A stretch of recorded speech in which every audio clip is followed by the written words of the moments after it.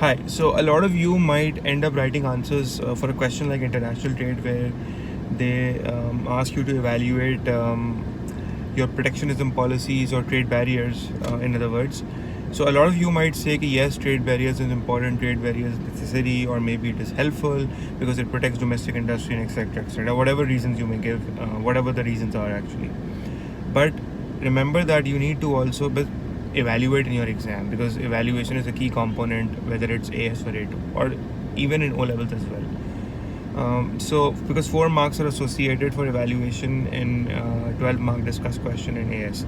So if you're evaluating, what points can you give? So I'll suggest a few. You guys can write it down.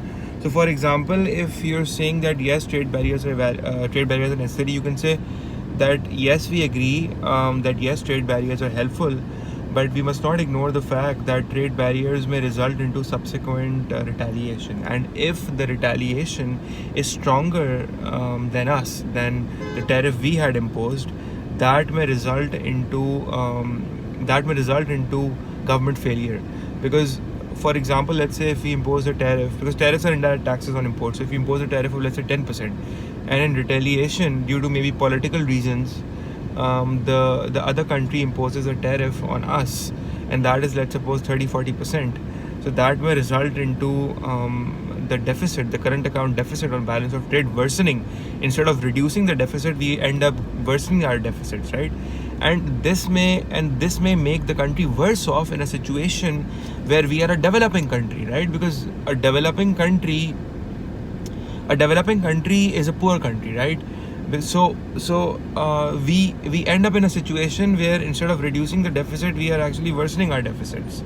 So this may have detrimental or negative consequences for the economy, and that is why it is very important for the government to ensure that the benefits of the tariffs or the benefits of trade barriers always outweighs the cost of trade barriers. These things are always uncertain, right? But again, careful you can say careful precaution should be made before the imposition of trade barriers, in consideration of the subsequent impacts it may have on the economy's balance of trade position.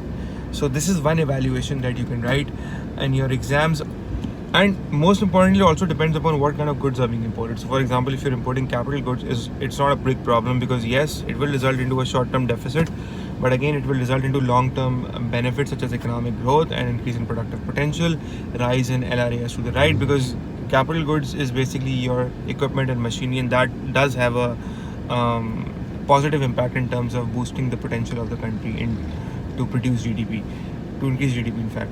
So it depends upon what kind of goods are you importing, what are the nature of the goods. It also depends upon whether you are a developing country or a developed country. So you can write all these evaluative points in while answering international trade question.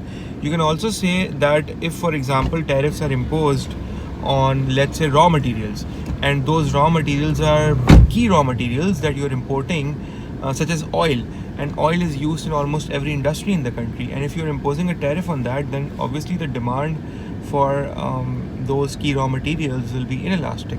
So hence the PED for imports is because it's inelastic. So definitely it won't reduce the size of your imports. In fact, it would increase the import expenditure, right? And when import expenditure rises, again the deficit will worsen. So you can say stuff like that. And yes, see you soon. Bye bye.